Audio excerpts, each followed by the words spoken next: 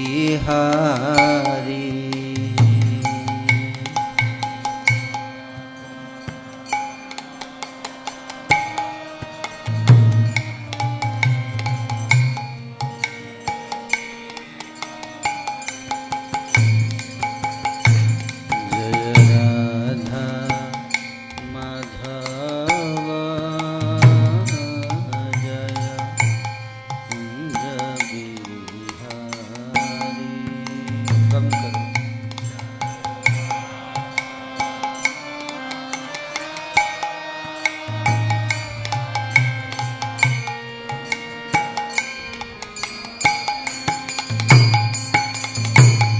जय गोपी जन वल्लभ जय गिरिवरधारी।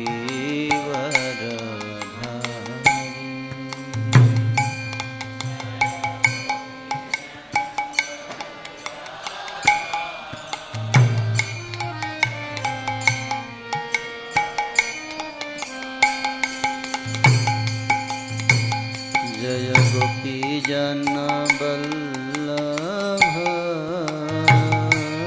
जय गिरिवरधारी।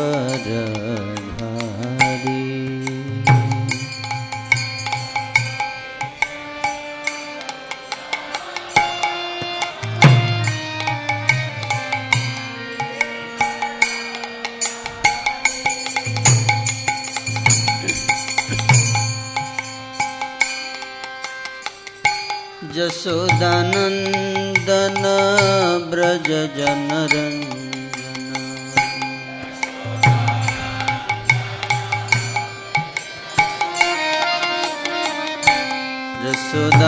यशोदानंदन ब्रज जनरंजन।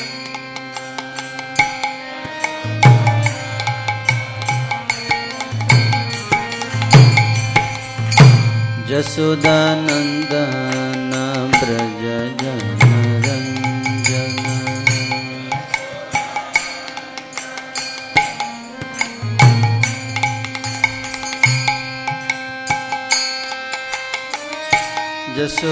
यशोदानंदन ब्रज जनरंजन।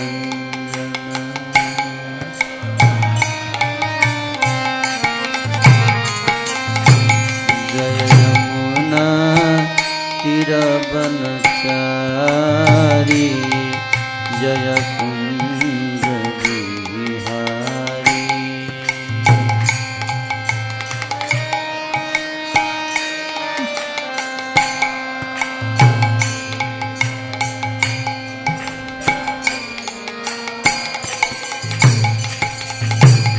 जय यमुना तीरवनचारी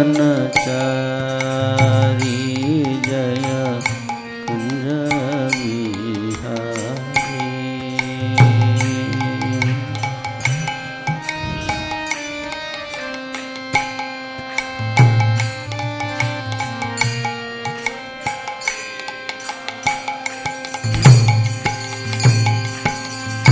जय राधा माधव कुंज बिहारी।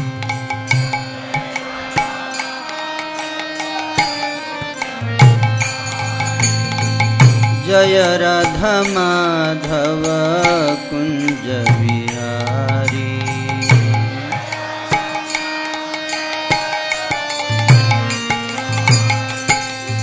गोपी जन वल्लभ गिरिवरधारी।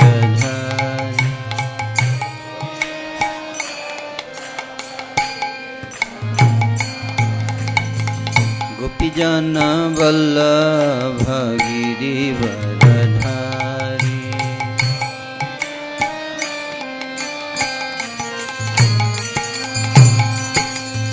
यशोदानंदन ब्रज जनरंजन।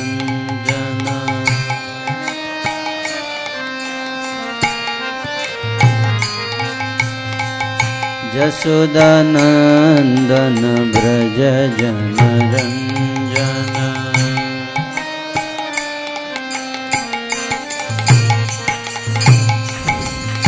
जमुना तीरवनचारी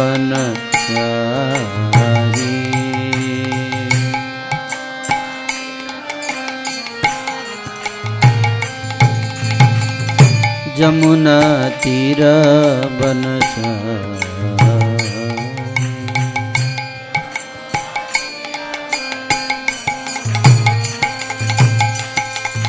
जय राधा माधव कुंज बिहारी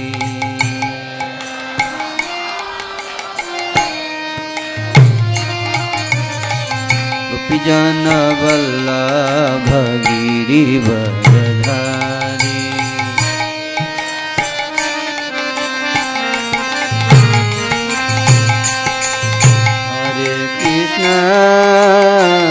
हरे कृष्णा कृष्णा कृष्णा हरे हरे हरे राम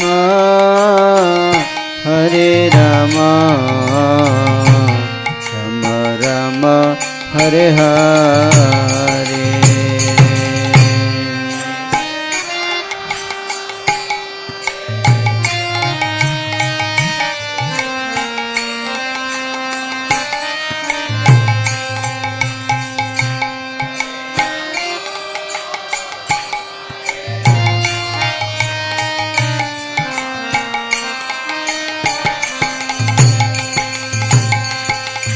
हरे कृष्णा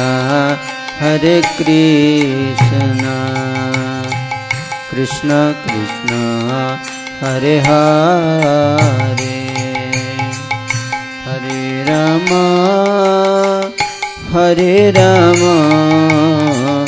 राम राम हरे हरे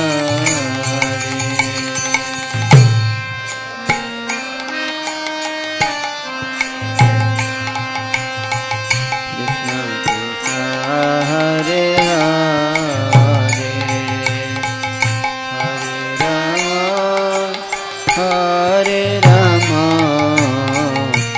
राम राम हरे हरे हरे कृष्णा कृष्ण कृष्ण हरे हरे हरे राम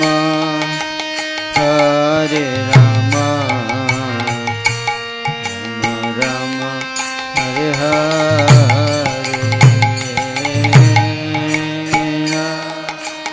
हरे हरे हरे राम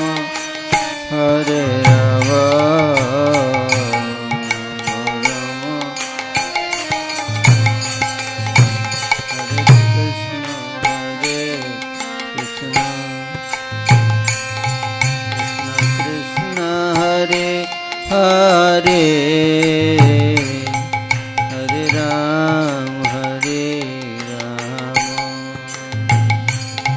राम राम राम हरे हरे। श्री कृष्ण जन्माष्टमी के उपलक्ष्य में आज से हम लोग श्री कृष्ण जन्म की कथा प्रारंभ करेंगे श्रीमद् भागवत महापुराण से। भगवान श्री कृष्ण के लीलाओं का वर्णन श्रीमद् भागवत में सुखदेव जी कर रहे हैं, सुना रहे हैं राजा परीक्षित को। तो उसी संवाद को हम लोग चर्चा करेंगे।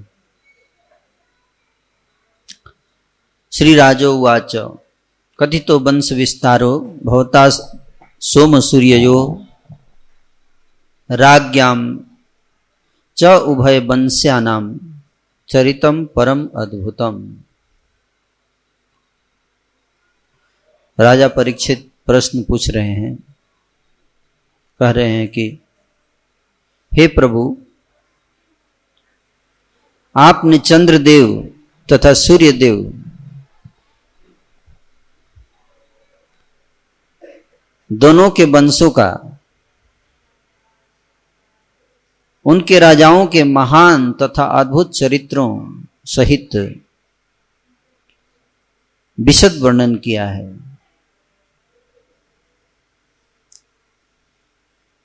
हे मुनिश्रेष्ठ,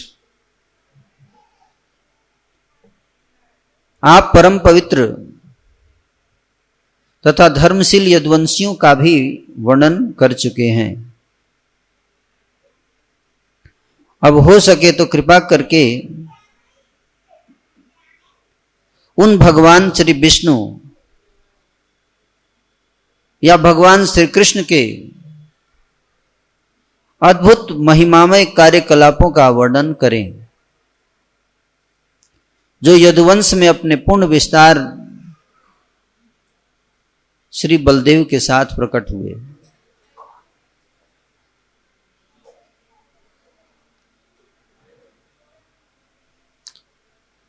परमात्मा पूर्ण पुरुषोत्तम भगवान श्री कृष्ण, जो विराट के कारण हैं, यदुवंश में प्रकट हुए। आप कृपा करके मुझे उनके यशस्वी कार्यकलापों तथा उनके चरित्र का आदि से लेकर अंत तक वर्णन करें।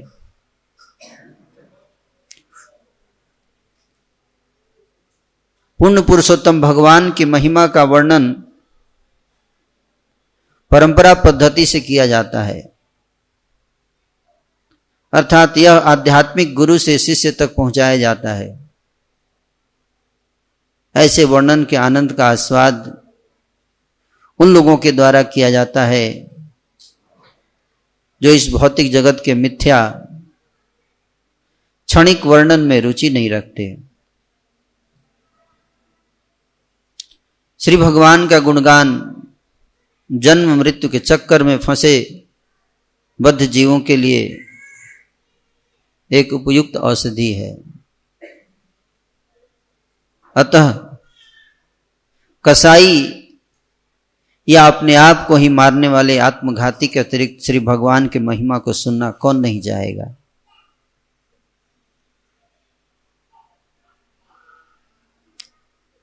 भगवान के कथा के महत्व के बारे में बताया जा रहा है कि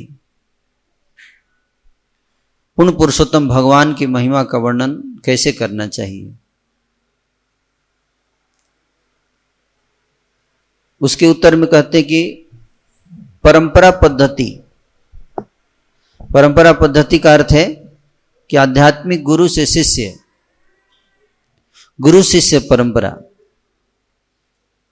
जो अनादिकाल से सनातन परंपरा चली आ रही है, उसी परंपरा में हमें कथा श्रवण करना चाहिए। अपने आप कुछ मनोगढ़ंत कहानी नहीं बनाने हैं, मिर्च मसाला लगाकर धारावाहिक सीरियल की तरह। जो बताया गया है आचार्यों के द्वारा, जिस प्रकार से वर्णन किया गया है, उसको यथारूप प्रस्तुत करना चाहिए, तभी उसका प्रभाव होता है। ऐसा वर्णन है कि जैसे कोई प्रश्न पूछ सकता है कि भगवान की कथा तो हमेशा शुद्ध होती है, वो कोई भी सुनाए उससे क्या फर्क पड़ता है, कौन व्यक्ति है, कैसे सुना रहे, उससे क्या फर्क पड़ता है। भगवान का नाम तो पवित्र होता है, कैसे भी सुने तो लाभ है। लेकिन इसके बारे में शास्त्र बताते हैं, आचार्यों का वर्णन है, हरि भक्ति विलास नामक ग्रंथ में वर्णन किया गया है कि जिस प्रकार से शुद्ध दूध जो होता है, दूध का उदाहरण दे रहे हैं, दूध जो होता है वो शरीर के लिए काफी लाभदायक है। लेकिन अगर उस दूध में अगर कोई सांप मुंह डाल दे तो दूध तो वही है, लेकिन अब वो क्या हो गया, लाभदायक के बदले क्या हो गया, मृत्युदायक हो गया, है ना। क्योंकि उसमें किसने मुंह डाल दिया, सांप ने मुंह डाल दिया। तो इसलिए हर व्यक्ति से या हर तरीके से कथा नहीं सुनना है। वो विष क्या है? सांप जो विष डाला, तो एक कथा प्रस्तुत करने वाले व्यक्ति उस कथा में क्या विष डाल सकता है? कौन सा विष डाल देता है जिसको सुनकर व्यक्ति मर जाएगा, है ना?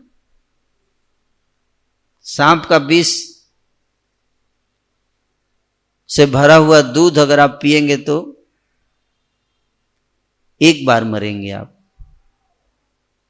है ना? एक बार।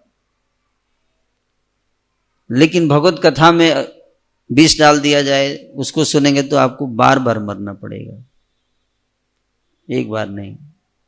पुनरपि जननम पुनरपि मरणम पुनरपि जननी जठरे शयनम। विषय विषमा विष सतत खाइनु, गौर कीर्तन रसे मगन न होइनु।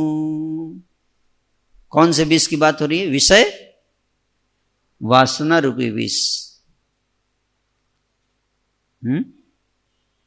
एक विषय वासना जिसके हृदय में रहती है,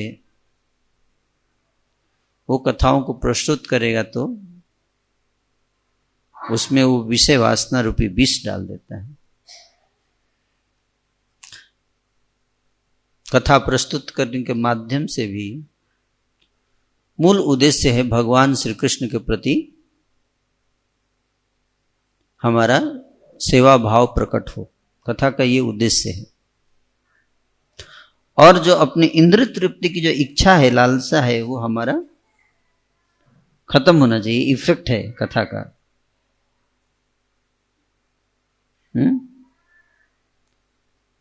पहला प्रभाव क्या है कथा का? कृष्ण की सेवा में रुचि बढ़े। तो जब प्रवचन समाप्त हो जाए तो हमको चेक करना चाहिए कि हमने 1 घंटे जो कथा सुना तो उसका प्रभाव भी कुछ हुआ कि नहीं हुआ, है ना? तो कथा सुनने के बाद कृष्ण की सेवा करने का मन और बढ़ जाना चाहिए, है? और दूसरा प्रभाव, अपनी सेवा का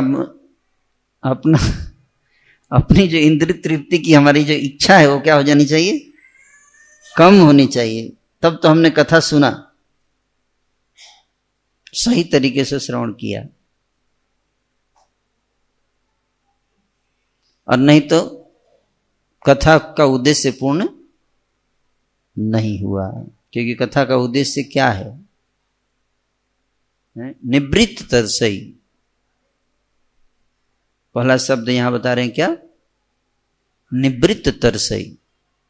तृष्णा से मुक्ति, निवृत्ति, तृष्णा। तृष्णा तृष्णा मतलब क्या?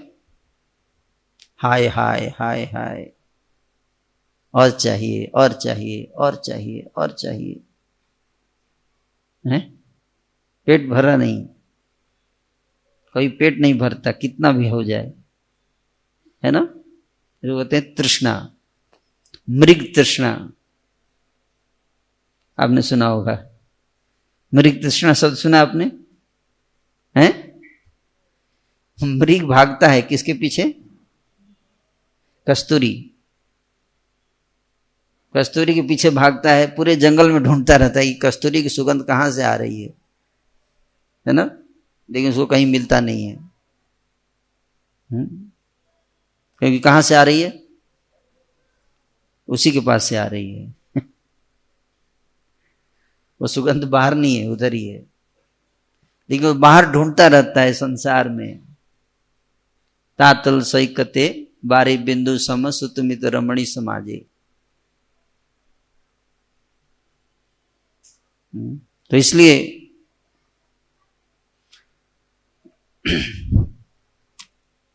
जो हमारा तृष्णा है, मृग तृष्णा, जो हम भाग रहे हैं, भागे जा रहे हैं, भागे जा रहे हैं, भागे जा रहे हैं, है, वो हमारा क्या होना चाहिए? निवृत्ति। तभी तो शांति आएगी, है? नहीं तो सब कुछ है फिर भी चिंता है ना। सब एयर कंडीशन में सो रहे हैं लेकिन नींद नहीं आ रही है ना। हेडेक, स्ट्रेस, चिंता, तनाव है ना। आजकल बहुत समस्या है मानसिक तनाव है। क्यों? तृष्णा के कारण। और इसका उल्टा क्या है? संतोष। संतोषम परम सुखम। संतोषम परम सुखम। सबसे बड़ा सुख क्या है? संतोष है। संतोष कंपनी का प्रोडक्ट आप ले लीजिए, फिर उसके बाद और कुछ खरीदने की जरूरत नहीं पड़ेगी, है? संतोषम। तो जब तृष्णा से निवृत्ति प्राप्त होगी तो संतुष्टम सततम जोगी, संतुष्ट हो जाना चाहिए। तो ये पहला लक्षण है, तृष्णा से निवृत्ति। निवृत्त तरसई।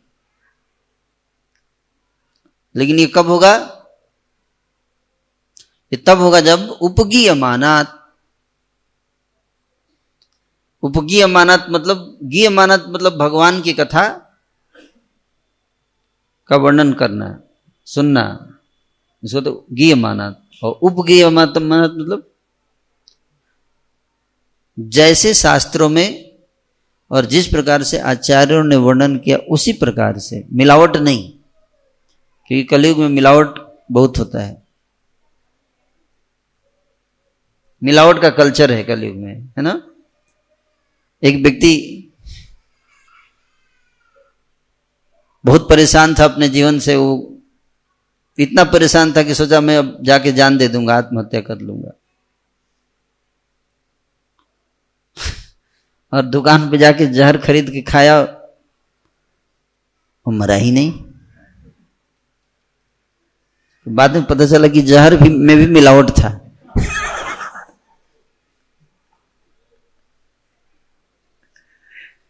इसलिए जहर काम नहीं किया।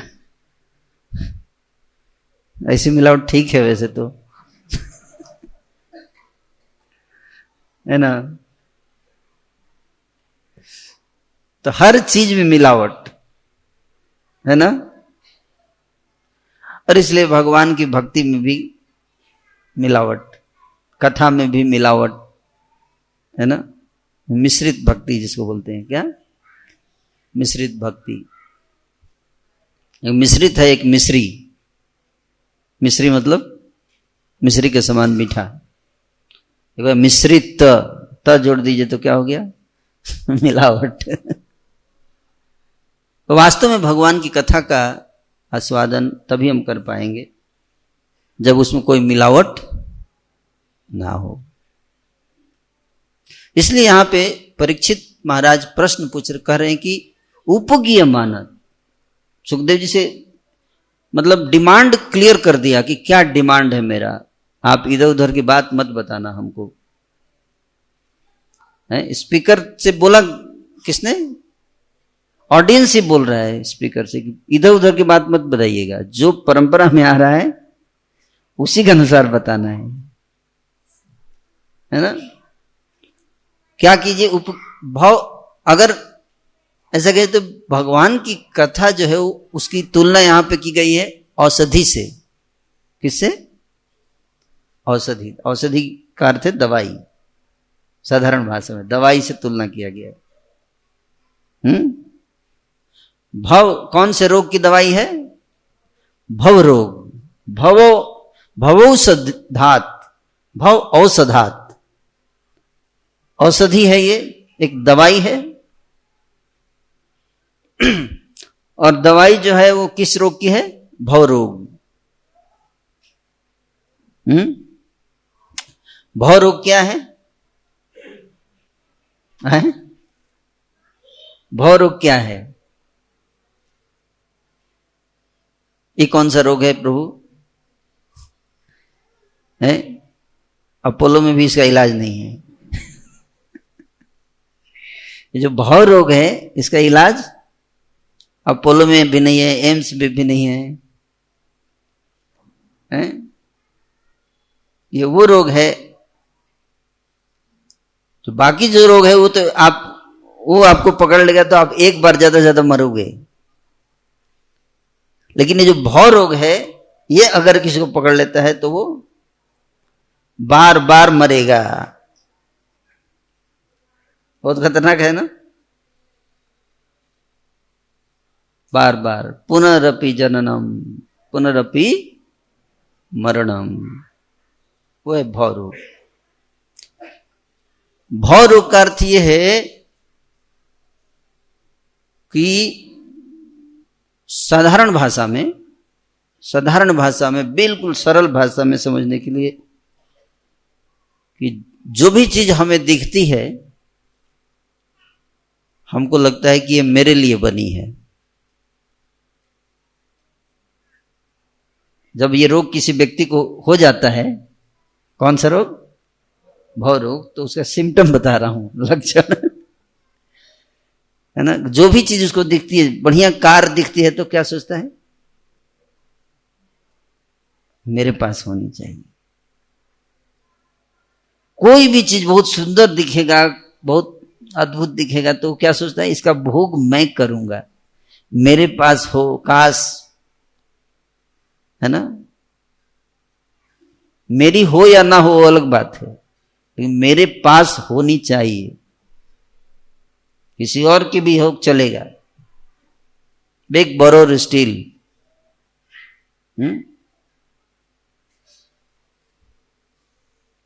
यह है भव रोग। जो भी दिखता है वो क्या लगता है? मेरे पास होनी चाहिए, है? तो ये जो रोग है जब हो जाता है तो व्यक्ति जो है वो जन्म से लेकर मृत्यु पर्यंत वो इन्हीं सब चीजों के पीछे भागता रहता है। इकट्ठा इकट्ठा इकट्ठा इकट्ठा संग्रह करने की जो प्रवृत्ति है, खूब संग्रह करो, खूब संग्रह करो, है? संग्रह करने की प्रवृत्ति, इकट्ठा। बहुत सारी चीजें हो मेरे पास। मार्केट में जितनी चीजें हैं वो सब हमारे घर में आ जाए, शॉप से घर में हर चीज, और मैं उसको भोग करूं, इंजॉय। क्या? इंजॉय, चाहे बाय हुक और बाय क्रुक। अगर पैसा नहीं है तो चोरी करूं, बेईमानी करूं, है, धोखा दे दूं किसी को, चाहे जैसे भी हो, ये चीज मेरे पास होनी चाहिए।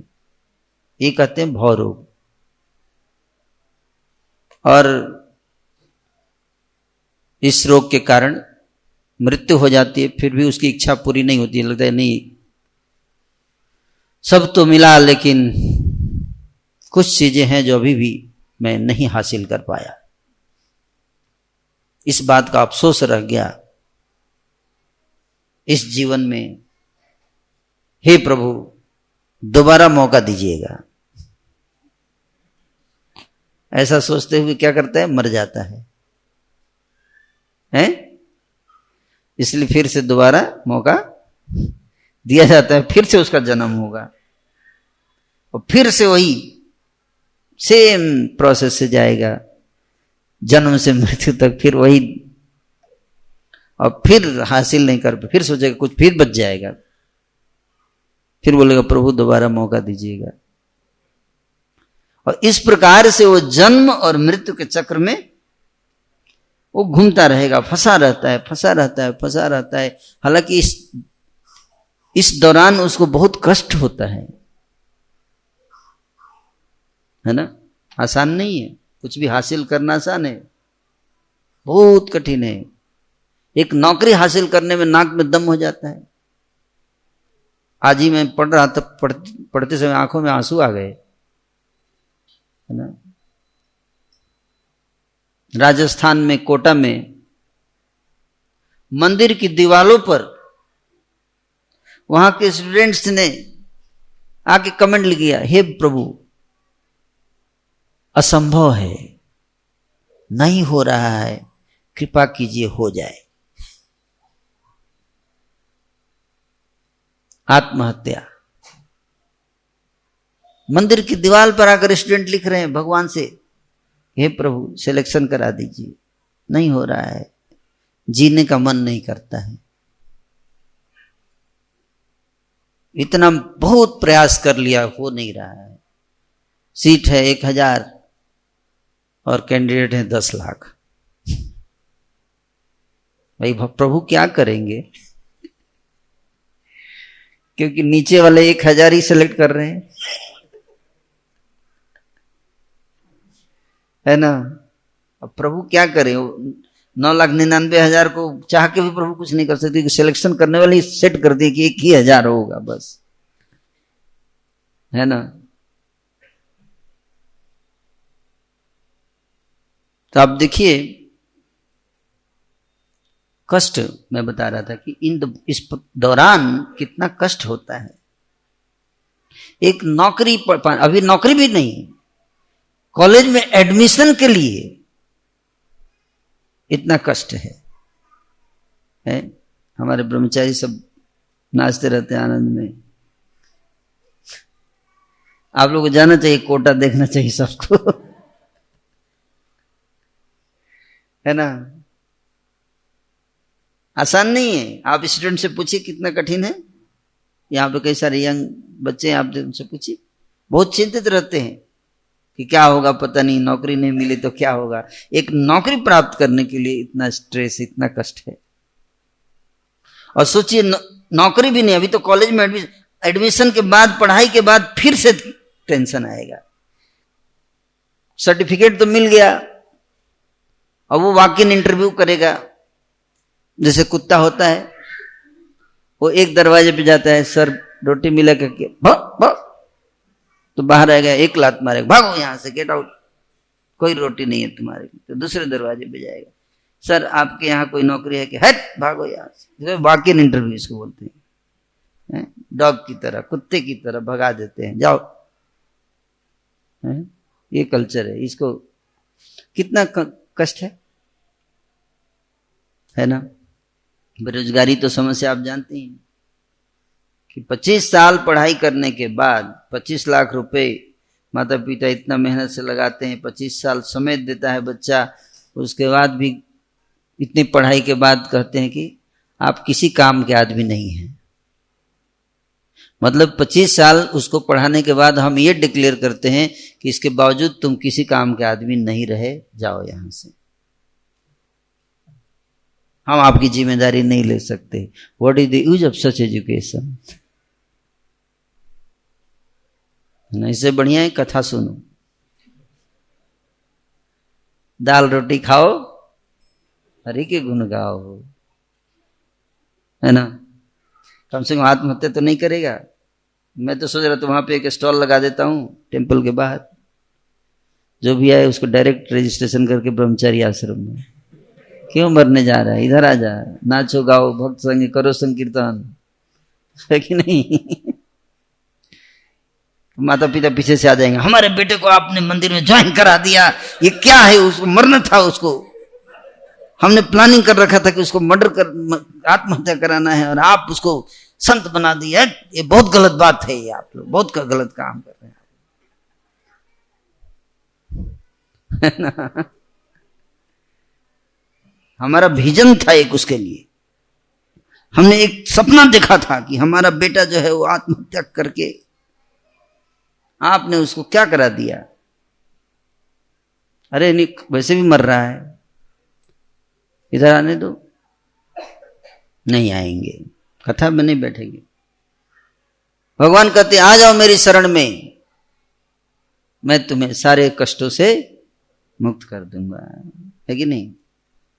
सब कुछ है, भगवान की शरण में आ तो जाइए। देखिए जब इस्कॉन में 5 भक्त थे तो भी सब कुछ था, आज लाखों की संख्या में भक्त है फिर भी सब कुछ है।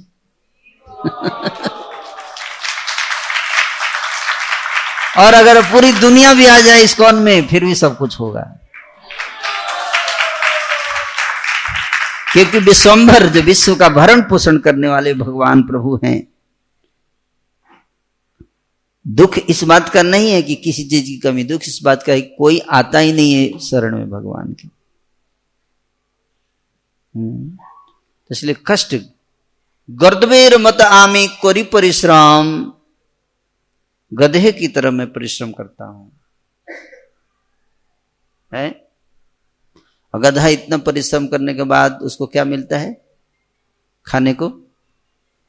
मालपुआ, क्या घास खाता है? गधे की तरह परिश्रम करना है, और उसके बाद भी अंत में सब कुछ छूट जाता है। बिल्डिंग बनाता है, बड़ा अटारी महल, और एक दिन वो क्या लेके आया? बंदे क्या लेके जाएगा?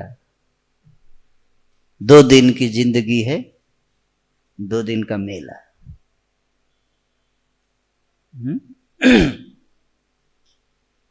महल अटारी सब खंडहर हो जाता है। आप देखो लाल किला में जाके देखिए, खंडहर ही तो है वो। एक समय वहां पे तूती बोलती थी राजाओं की, आज कबूतर उड़ते हैं वहां, है कि नहीं? क्या शान शौकत से बनाया होगा उस समय के जमाने में, इतना बड़ा किला। यहां पे डाइनिंग करूंगा, यहां पे चेस खेलूंगा, यहां ये करूंगा। आज हर जगह कबूतर उड़ते हैं।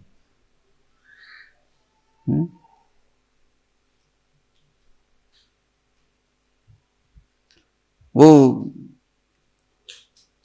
महल जो है सुना पड़ा हुआ है, सुना पड़ा हुआ है, केवल कौवे उड़ते हैं वहां। मैं कालिंजर फोर्ट पे गया था, चित्रकूट के बगल में है कालिंजर फोर्ट।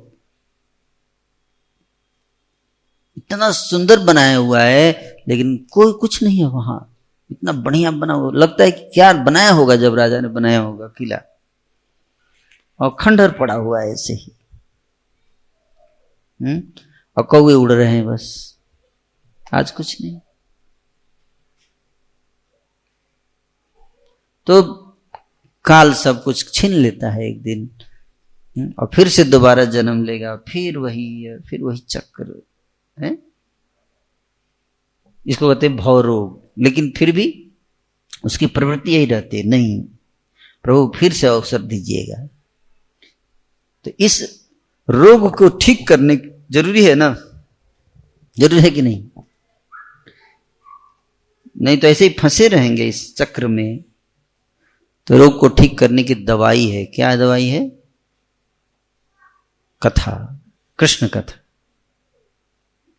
भव औषधात्, इसलिए कृष्ण कथा को औषधि बताया गया है। और कृष्ण कथा अगर सुन लिए तो फिर प्रभु मौका दीजिएगा। बात तो ये होगी, लेकिन किस चीज का मौका? स्वामी तो इतना करना जब प्राण तन से निकले, हैं? स्वामी तो इतना करना जब प्राण तन से निकले। तो क्या क्या करेंगे भगवान? दोबारा मौका मत दीजिएगा इस बार मौका दीजिएगा कि आपके सुंदर नाम का उच्चारण कर सकूं जब प्राण तन से निकले, हैं? यम यम भावम स्मरण वापी त्यजन्ते कलेरो। इस बार संसार नहीं आना चाहिए मरते समय। इस बार भगवान का स्मरण, अपना स्मरण कराना जब प्राण तन से निकले, ये भावना आनी चाहिए, ये प्रार्थना रहती है। स्वामी तो इतना करना जब प्राण तन से निकले। तो कथा सुनने से उसका ये प्रभाव है, ये इफेक्ट है, मेडिसिन का इफेक्ट है ये, दवाई का इफेक्ट है। और ये जो दवाई है, ये कथा है भगवान की, ये बताते हैं कि एक तो दवाई होती है, ठीक है, रोग ठीक हो जाता है, बाद में ठीक होगा, लेकिन ये दवाई ऐसी है कि लेते समय भी आनंद देती है। इसलिए श्रोत्र मन अभिरामात, श्रोत्र मतलब कान और मन दोनों के लिए आनंद प्रदानकारी कथा है भगवान की, आनंद देता है। दवाई वैसे खाने में आनंद आए तो फिर वो दवाई नहीं रह जाता है ना, है कि नहीं? दवाई तब लगता है दवाई खा रहे जब उसमें थोड़ा कड़वा हो, है ना। हमारे एक बड़े ताऊ जी थे, वो उनको जब भी तबीयत खराब होती दवाई दिया था तो उनको दवाई देखते ही उल्टी आने लगता था।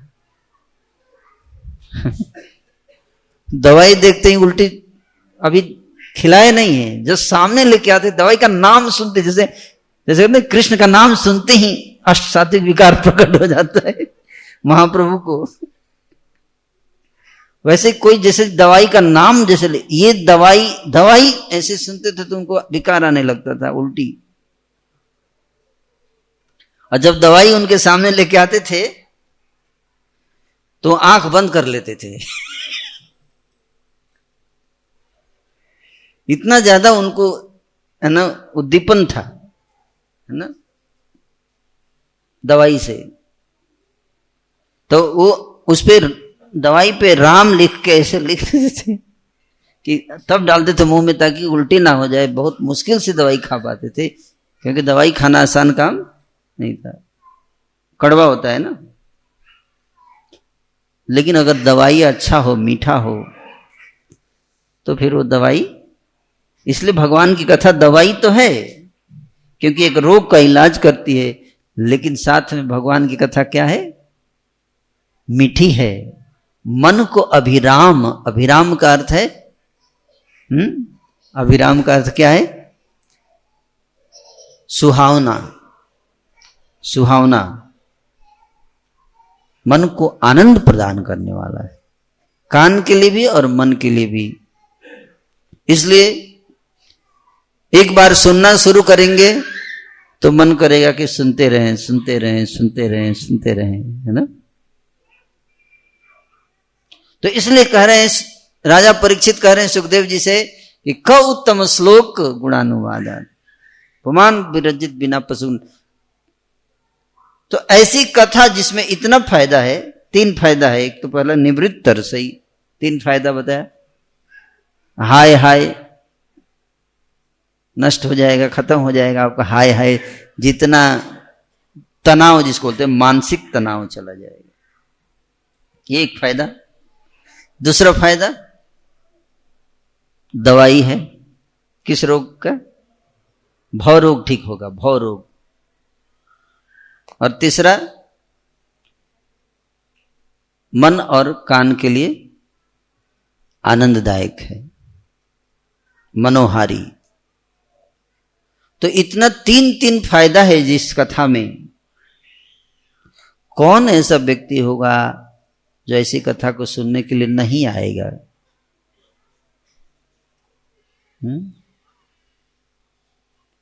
केवल एक आदमी को मना किया गया है कि ये आदमी नहीं आएगा, है ना। ले सबको आएगा। कोई भी व्यक्ति अगर समझ लेगा इस कथा में कितना इंपॉर्टेंस, कितना बेनिफिट है, तो सब आएंगे। केवल एक आदमी सुनने के बाद भी नहीं आएगा, बेनिफिट सुनने के बाद भी। कौन? पशुघ्नाथ। पशुघ्नाथ शब्द है जो पशुओं की हत्या करते हैं। आप समझ सकते हैं किसकी तरफ इशारा है?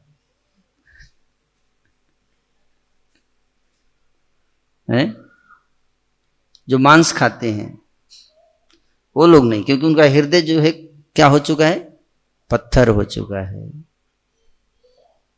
जिसका हृदय पत्थर का हो चुका है वो भगवान की कथा का आस्वादन नहीं कर सकता। काटते काटते काटते काटते क्या हो चुका है, हृदय पत्थर हो चुका है।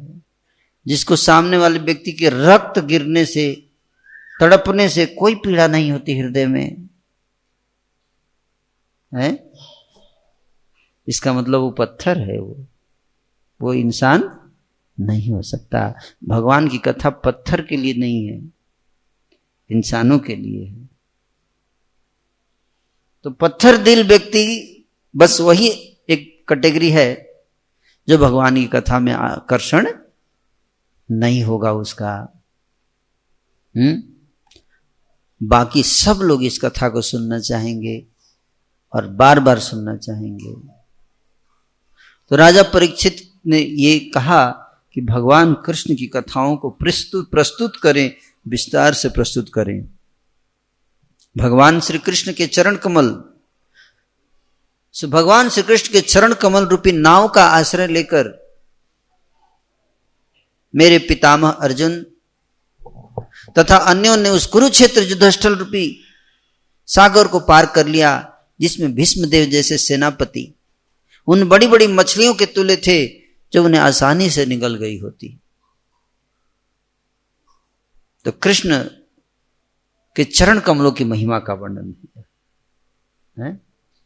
चरण कमल बंदो हरि राई,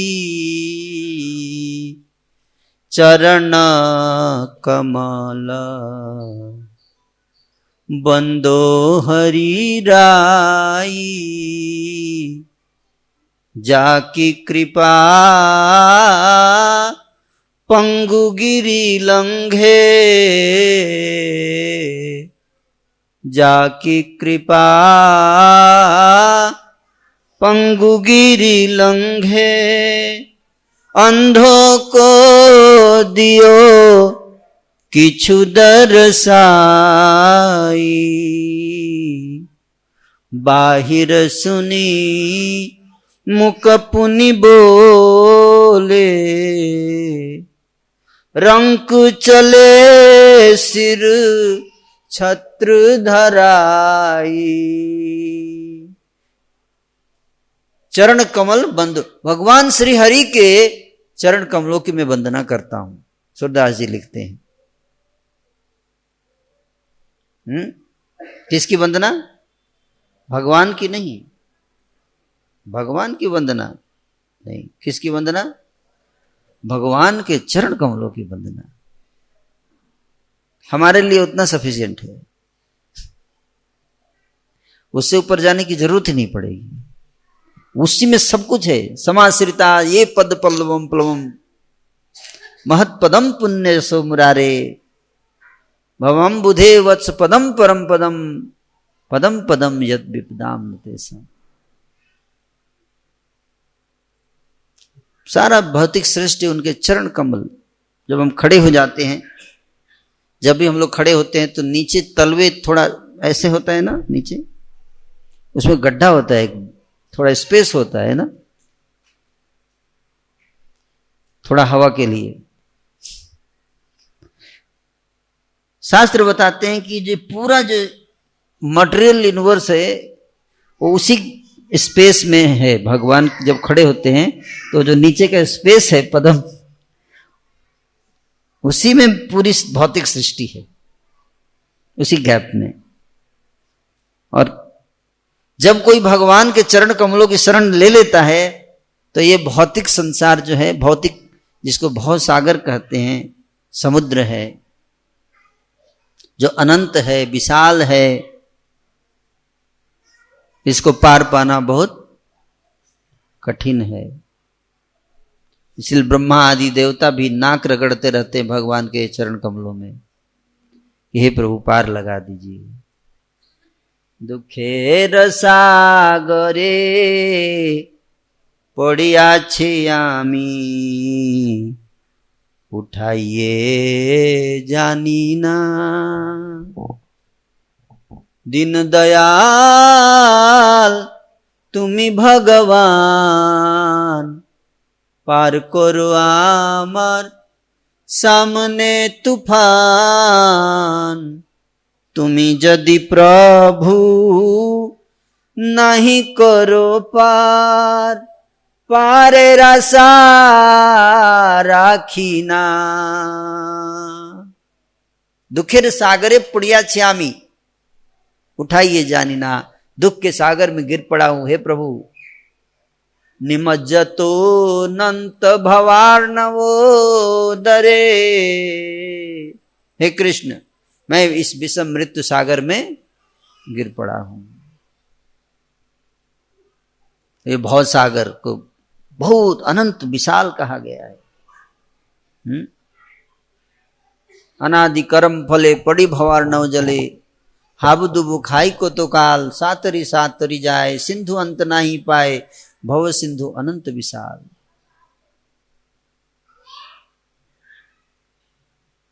भव सागर को क्या बताया गया है? अनंत। अनंत का अर्थ क्या है? जिसका कोई अंत ना हो, उसको कहते अनंत।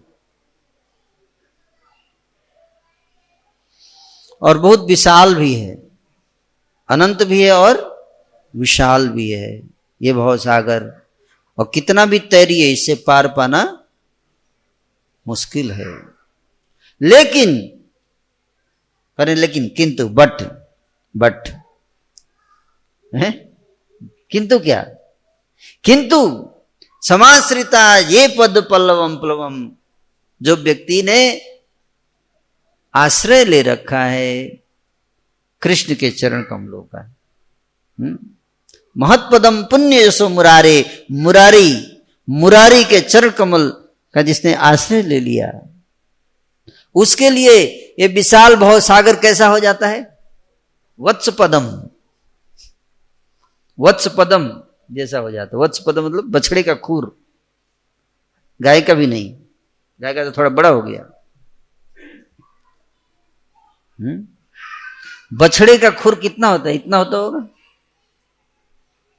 और जब बछड़े का खुर पड़ता है जमीन पर तो वहां गड्ढा हो जाता है, उसमें जब बारिश हो जाती है तो कितना पानी आता होगा? इतना। और उसको पार करने के लिए तो नाव की भी जरूरत नहीं पड़ेगी।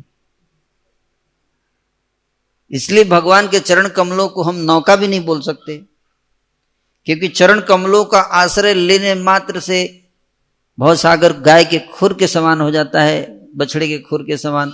तो फिर नाव की जरूरत ही नहीं पड़ती, हंसते खेलते संकीर्तन करते पार हो जाएंगे, पता भी नहीं चलेगा।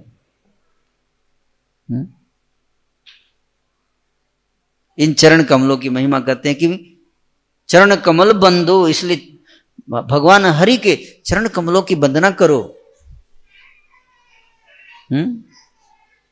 भगवान हरि के चरण कमलों की वंदना करो।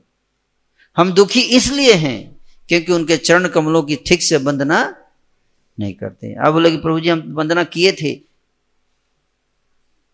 हैं? हम लोग वंदना नहीं किए, हमारा फोकस चरण कमल है ही नहीं। हमारा फोकस है भौतिक इंद्र तृप्ति जब हम वंदना करते हैं तो। अच्छा, मतलब उनके चरण कमलों की वंदना करने से कुछ भी मिल जाएगा? हाँ, कुछ भी, हाँ कुछ भी मिल जाएगा। अच्छा, फिर वंदना करेंगे, लेकिन वंदना करते समय ध्यान कहाँ है? कुछ भी पे। चरण कमल पे ध्यान नहीं है, वंदना तो हो रही है लेकिन ध्यान किधर है? कुछ भी। इसलिए प्यूरिफिकेशन नहीं होता है। लेकिन अगर चरण कमलों पे ध्यान हो जाए तो कुछ भी मिल जाएगा। नथिंग इज इम्पॉसिबल, कुछ भी असंभव नहीं है। ये झूठ नहीं बताया गया, महान संत झूठ नहीं बताते। चरण कमल बंदो हरिराई, भगवान हरि के चरण कमलों की वंदना करो। उनकी कृपा से पंगु गिरी लंघे, लंगड़ा भी पहाड़ों के पार जा सकता है। एक लंगड़ा व्यक्ति क्या पहाड़ को पार कर सकता है। और बाहिर सुनी मुख पुनि बोले, बहरा भी सुन सकता है। अंधों को दियो किछु दर्शाई, अंधे को भी दिखाई देने लगता है। सूरदास जी खुद के बारे में बोल रहे हैं कि मैं तो अंधा हूं जन्म से, लेकिन मुझे भी दिखते हैं भगवान।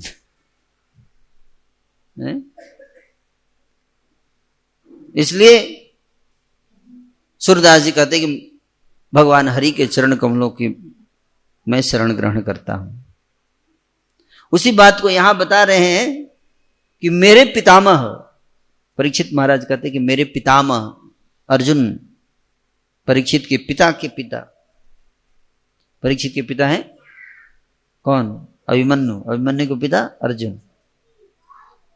सो मेरे पितामह कि हे सुखदेव जी, भगवान श्री कृष्ण के चरण कमलों की शरण ग्रहण करने के कारण मेरे पितामह अर्जुन और पांचों पांडव, उन्होंने कुरुक्षेत्र युद्धस्थल रूपी महान सागर को पार किया। कुरुक्षेत्र का जो युद्ध स्थल था उसको समुद्र से तुलना कर रहे हैं, और उसमें इतने बड़े बड़े मछली था, तिमिंगल मछली की तरह। भीष्म, द्रोण इतने शक्तिशाली योद्धा थे, अकेले सारे पांडव सेना का विनाश कर सकते थे, इतने शक्तिशाली योद्धा थे वो लोग। लेकिन उसके बावजूद हमारे पितामह उस युद्ध क्षेत्र में विजयी हुए। क्यों? क्योंकि उन्होंने कृष्ण के चरण कमलों का आश्रय लिया। Secret of victory, secret of success है। यहां पे परीक्षित महाराज बता रहे हैं कि युद्ध में जीतने की कला, भारत पाकिस्तान युद्ध में कैसे जीत सकते हैं हम, भारत चाइना से कैसे लड़ सकता है? टेक्नोलॉजी बढ़ाकर ऐसे ऐसे लड़ सकता है, ऐसे जरूरत नहीं पड़ेगा। अगर भगवान के चरण कमलों का आश्रय ले ले भारत के लोग, तो जरूरत नहीं पड़ेगा। हमारे एक चैतन्य महाप्रभु के जो पर्सनल सर्वेंट थे गोविंदा, तो उन्होंने, वो जब महाप्रभु के जाने के बाद अपने गांव आए, वहां पर एक राजा को उन्होंने अपना शिष्य बनाया, और राजा भी बहुत अच्छी कोटि के भक्त बन गए। मुसलमानों ने आक्रमण कर दिया राज्य पर, और बहुत चिंता में पड़ गए, क्या करें राजा, बहुत चिंता में, प्रार्थना करने लगे। भगवान रात में सपने में बोले, तुम चिंता क्यों करता है, तू जाके सो जा, जाके सो जा। पूरी रात आवाज आती रही, धड़ाम धड़ाम, जैसे तोप चल रहा है, तोप चल रहा है। क्योंकि भगवान स्वयं जाके, 2 तोप था, अकेले तोप चला रहे हैं और सारी सेना को उड़ा दिए, अकेले अकेले भगवान है। उसी तरह से हम सुनने राजा पुरुषोत्तम देव का जो युद्ध हुआ कांची के राजा से, और हार गए युद्ध पुरुषोत्तम देव, और आके भगवान को बोले, प्रभु आपकी शान में गुस्ताखी हुई थी, आका के शान में गुस्ताखी, कांची के राजा ने किया गुस्ताखी, मुझे भंगी बोला उसने, मैं आपकी आप सारे ब्रह्मांडों के स्वामी, आपके रथ में झाड़ू लगा रहा था, उसने बोला ये भंगी है, विवाह नहीं करूंगा अपनी बेटी का इससे।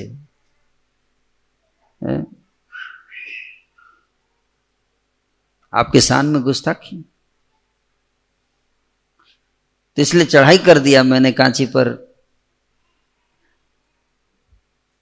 लेकिन हार गया। आपकी शान को बनाए रखने के लिए मैंने चढ़ाई की था, अपने लिए इंसल्ट के लिए नहीं किया था। तो भगवान बोले, तू मेरे से पूछा था जाने से पहले, मेरे पास तो बताया नहीं तुमने मुझे। अब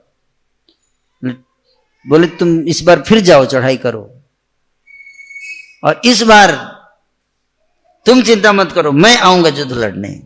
क्या बोले? मैं आऊंगा युद्ध लड़ने।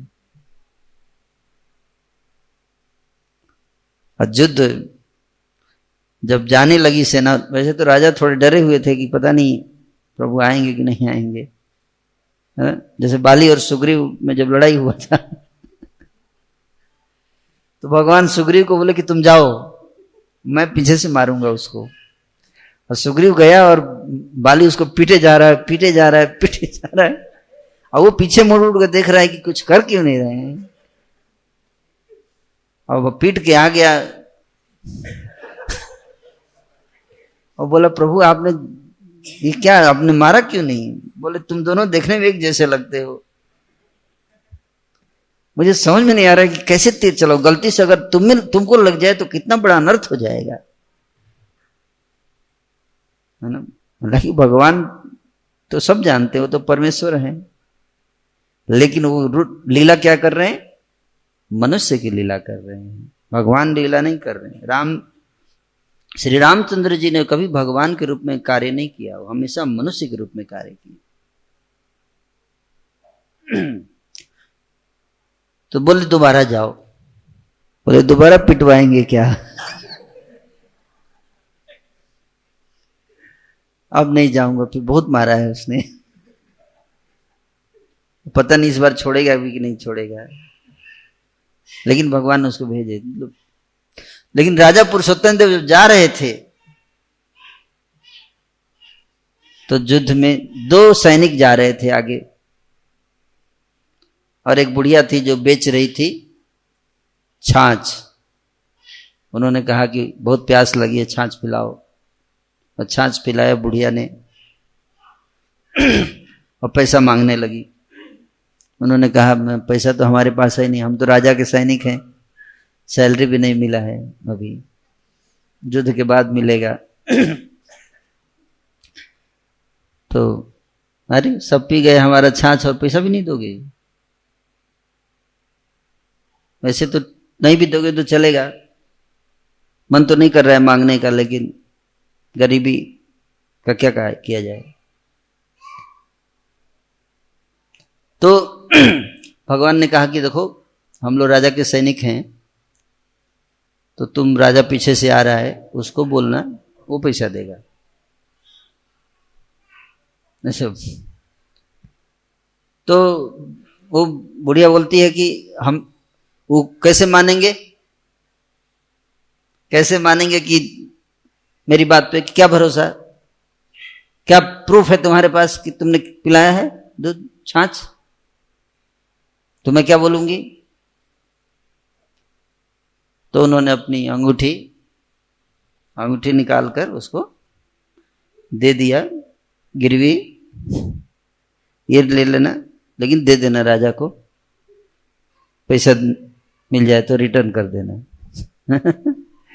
पैसा ये दे देना, ये अंगूठी दिखाओगे तो पहचान जाएंगे राजा, कोई उनको डाउट नहीं रह जाएगा, क्लियर हो जाएगा सारा डाउट।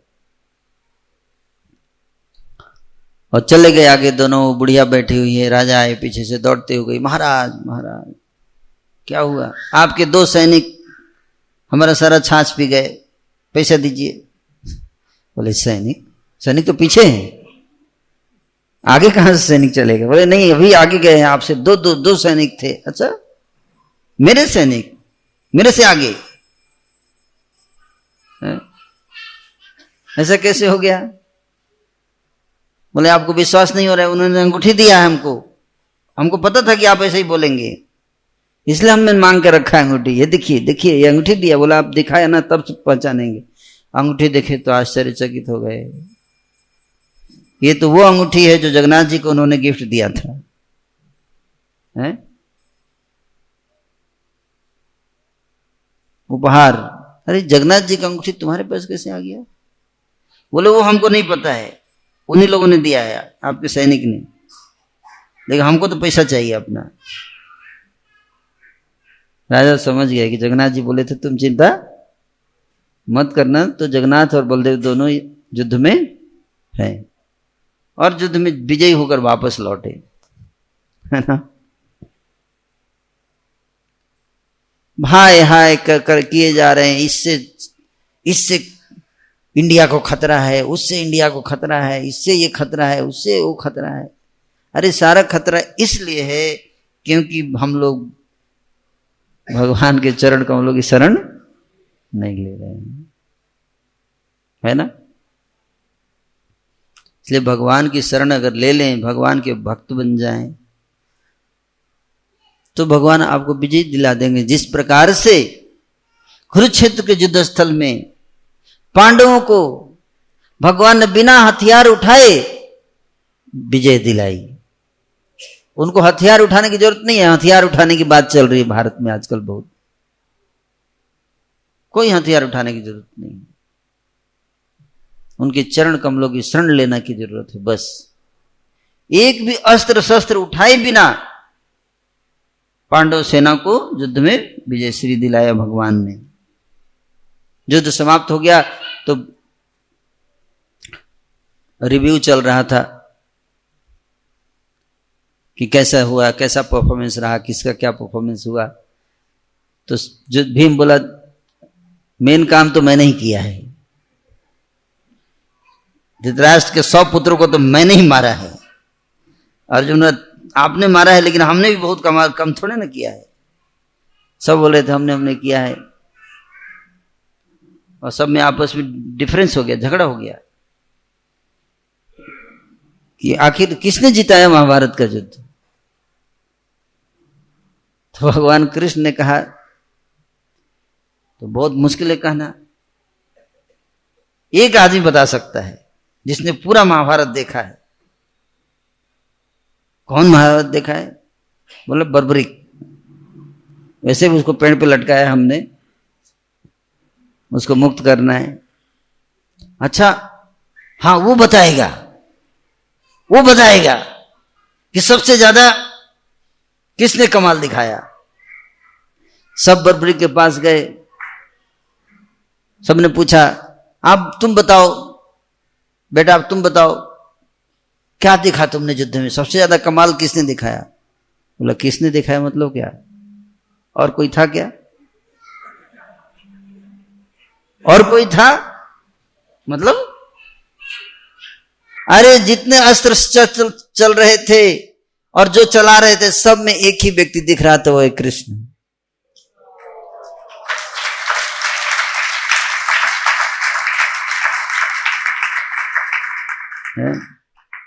अब भगवान कृष्ण के तरफ देखते हुए आंखों से आंसू गिरने लगे, रोने लगा वो बर्बरिक। तो यही बता रहे हैं राजा परीक्षित यहां पर कि भगवान से कृष्ण के चरण कमल रूपी नाव का आश्रय लेकर मेरे पितामह अर्जुन और अन्यों ने उस कुरुक्षेत्र युद्धस्थल रूपी सागर को पार कर लिया, जिसमें भीष्मदेव जैसे सेनापति उन बड़ी बड़ी मछलियों के तुल्य थे जो उन्हें आसानी से निगल गए होते। इसलिए हम सबको कृष्ण के चरण कमलों की शरण ग्रहण करना चाहिए। प्रभुपाद जी ने हमें इतना आसान तरीका दिया है सुखी होने का, लेकिन हम लोग सुखी नहीं हो पा रहे हैं क्योंकि उसमें विश्वास नहीं है। जीव कृष्ण दास विश्वास कर ले तार दुख नाई। ए जीव, तुम ये विश्वास कर लो कि तुम कृष्ण के दास हो, तो फिर तुम्हारे लिए कोई दुख नहीं है, सारे दुख माफ कर दिए जाएंगे। अहम त्वाम सर्व पापेभ्यो मोक्षयिष्यामि मा शुचा। सोचो मत, analysis leads to paralysis, too much analysis leads to paralysis, no analysis, just surrender, that's all. So Krishna का दास बन जाइए। और कृष्ण का दास बनना तो बहुत आसान है। करना क्या है? पत्रम पुष्पम फलम तोयम जो में भक्त्या प्रयच्छति। बहुत सरल बते, एक तुलसी का पत्ता तोड़कर अब भगवान के सामने जाकर हमारे देवनिताई प्रभु को पकड़ा के प्रभु को हमारे तरफ से प्रेम की एक भेंट अर्पित कर दो, और हमारे पास कुछ है नहीं, यही है। और उनको बोलना कि कब अपने इस सेवक पर कृपा करेंगे, बस इतना चाहिए। इतने में भगवान खुश हो जाते हैं, है ना। और क्या चाहिए उनको? भक्त्या, क्या भक्त्या, जो में भक्त्या परीक्षति। लेकिन इसके लिए तो श्रद्धा चाहिए। क्या चाहिए? श्रद्धा। और ये श्रद्धा जिसके अंदर है, भगवान उससे दूर नहीं है, भगवान तो उसके पास है। और श्रद्धा का लक्षण क्या है? भक्ति। श्रद्धा का लक्षण है निश्चिंत हो जाना। जो चिंतन कर रहा है इसका मतलब श्रद्धा नहीं, बहुत चिंतित है इसका मतलब भगवान में श्रद्धा नहीं। और जिसको भगवान में श्रद्धा है वो तो निश्चिंत रहेगा, हैं? होई है वही जे राम रचि राखा, कहा करी तर्क बढ़ाऊं शाखा। कि अगर मेरे साथ कुछ हो रहा है तो वही होगा जो कृष्ण चाहेंगे। मारे कृष्ण राखे के, राखे कृष्ण मारे के, हैं? तो अपने जीवन को कृष्ण के शरण में रख देता है। जैसे मारो भी राखो भी जो इच्छा तुहार, नित्य दास प्रति तुआय अधिकार। मारो भी राखो भी जो इच्छा तुहार। अगर आपके मेरा जीवन आपके हाथ में प्रभु, चाहे आप मारिए चाहे रक्षा कीजिए, क्या फर्क पड़ता है? कोई चिंता नहीं, मरने में भी कोई प्रॉब्लम नहीं है, और रक्षा करेंगे तो भी ठीक है। आपकी इच्छा, आपका सामान है, जैसे यूज करें, नहीं, ये सामान आपका है, ये शरीर आपका दिया हुआ, आपका बनाया हुआ है। आप चाहे तो इसको बिगाड़ दीजिए, आप चाहे तो बना दीजिए, मेरा तो है ही नहीं। आपने बनाया है, जब आप चाहें बिगाड़ दीजिए, है कि नहीं?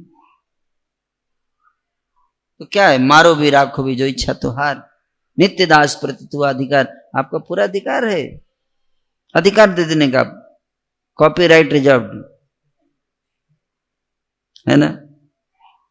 होता है ना कॉपीराइट रिजर्व। कोई भी प्रोडक्ट बनाता है कोई व्यक्ति तो उसमें लिख देता है कॉपीराइट रिजर्व।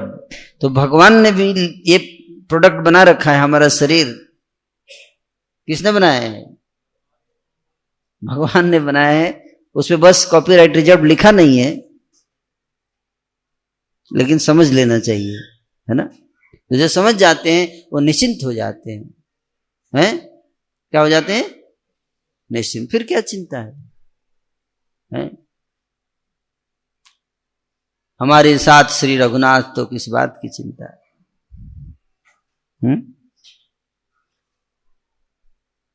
जब हमारे साथ श्री रघुनाथ जी हैं तो किस बात की चिंता है? कोई चिंता है? चिंता मुक्त होने का सरल उपाय है ना। कोई बोलेगा अरे कोई आपको आगे काट देगा। अरे काट कैसे देगा? नैनम छिंदन्ति शस्त्राणि नैनम दहति पावक न चैनम क्लेदयन्ते आपो नैनम शोषयति मारुत। इसको शस्त्र काट नहीं सकते हैं, तो काट नहीं सकते तो अग्नेयास्त्र चलाएगा। अग्नेयास्त्र है, तलवार से नहीं कटेगा तो अग्नेयास्त्र। तो आगे बोल रहे हैं कि नैनम दहति पावक, आग इसको जला नहीं सकती है, पानी में डुबा देंगे। ये सारी टेक्निक है आईसिस के, अलग तरीके से मारने का, है ना। तो भगवान को पता था, इसलिए पहले से ही लिखा है सब है। तो आत्मा को कौन मार सकता? आत्मा अमर है। जो मारता है और जो मरता है दोनों अज्ञानी हैं। जो मानते हैं कि मैंने मार दिया और जो मानते हैं कि मैं मर गया, दोनों को कहते हैं कि उभौ तौ न बीजानीतो नायम हंति न हंति कम। दोनों नहीं जानते हैं कि ना आत्मा को कोई मार सकता है और ना आत्मा मर सकता है। आत्मा अमर है। इसलिए निश्चिंत हो जाओ अर्जुन और युद्ध करो है ना। तस्मात् सर्वेषु भूतेषु न त्वं शोचितुमर्हसि देहि नित्यम अबध्यो अयम देहे सर्वस्य भारत। हे भारत, देहि नित्य है, अबध्य है, इसका वध नहीं किया जा सकता, ये अबध्य है? इसलिए किसी के लिए शोक मत करो, किसी के लिए शोक मत करो, है ना। तो जो इस बात को समझ जाएगा वो निश्चिंत हो जाएगा। वो बस इंतजार करेगा घड़ा फूटने का, दैट्स ऑल। और एक दिन घड़ा फूटेगा, आत्मा भगवान के धाम। तो श्रद्धा का लक्षण क्या है? निश्चिंत। जो ईश्वर में जिसको श्रद्धा है वो क्या रहेगा? हमेशा निश्चिंत रहेगा। वो जानता है कि प्रभु, निश्चिंत का मतलब ये नहीं कि लापरवाह है, लापरवाह नहीं बनना है? लेकिन स्ट्रेस में भी नहीं जाना है। डिप्रेशन में जा रहे हैं, इसका मतलब क्या है? माया रुला रही है, क्योंकि कृष्ण पे विश्वास नहीं है। और जिसको कृष्ण पे विश्वास है वो तो प्रभु के हाथों में छोड़ देगा। हे प्रभु, मैंने अपना पूरा प्रयास कर लिया, अब आगे वही होगा जो आप चाहेंगे, और मैं उसमें मेरी पूरी खुशी है। आपकी इच्छा में ही मेरी इच्छा है। आप चाहें तो आगे, अगर मेरे प्रयास से कुछ नहीं हो रहा है, इसका मतलब आपकी इच्छा कुछ और है। अब मैं आप समर्पण करता हूं आपकी इच्छा पे, और जो आप चाहेंगे उसी में मेरी खुशी है। आप मारना चाहेंगे तो मार दीजिए, उसी में मेरी खुशी है। लेकिन वृत्रासुर को भगवान ने, पता चल गया कि भगवान ने उसको मारने का उपाय बता दिया है। पता चला, Vritrasura is my favourite star,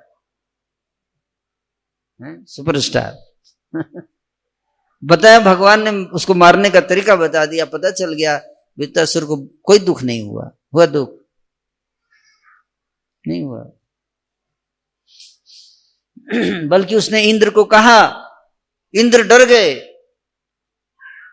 कि वज्र चलाऊं कि नहीं चलाऊं। ऐसे डर गए, क्योंकि बाकी सारे अस्त्र तो बेकार हो गया। एक वज्र चला था, लास्ट तुरुप का पत्ता वही था, और गलती से वो भी अगर नाकाम, डाउट, भगवान ने तो कह दिया था कि इसको चलाओगे तो मर जाएगा, मारा जाएगा, लेकिन इंद्र को डाउट लग रहा था।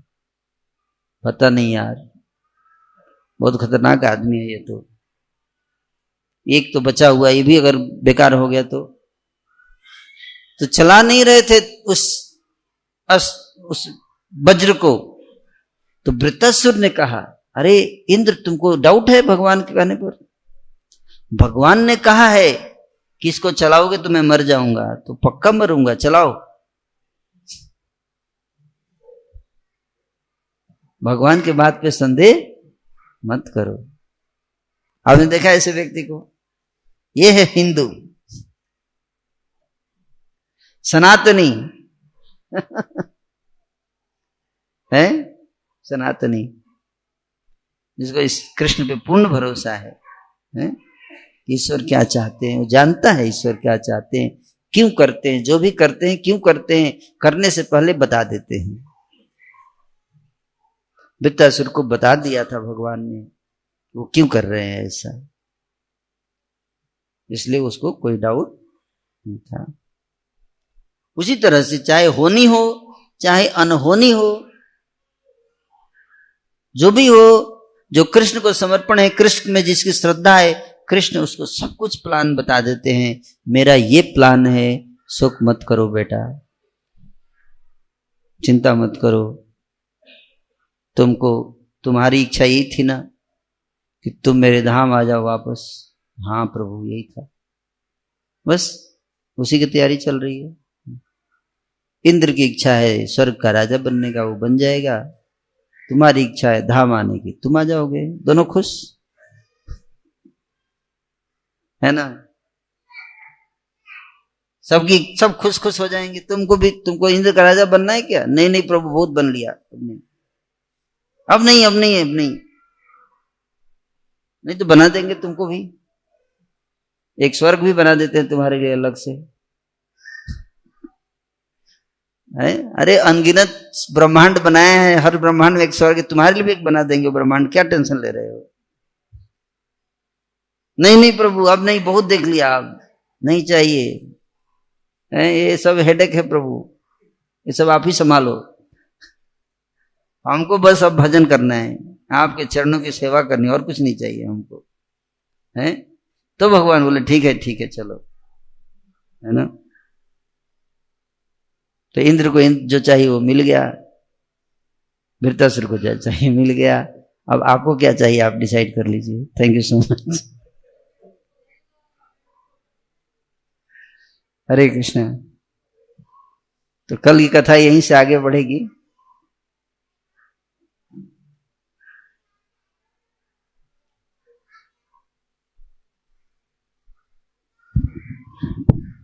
हरे कृष्णा। तो कैसी लगी आप सभी को कथा?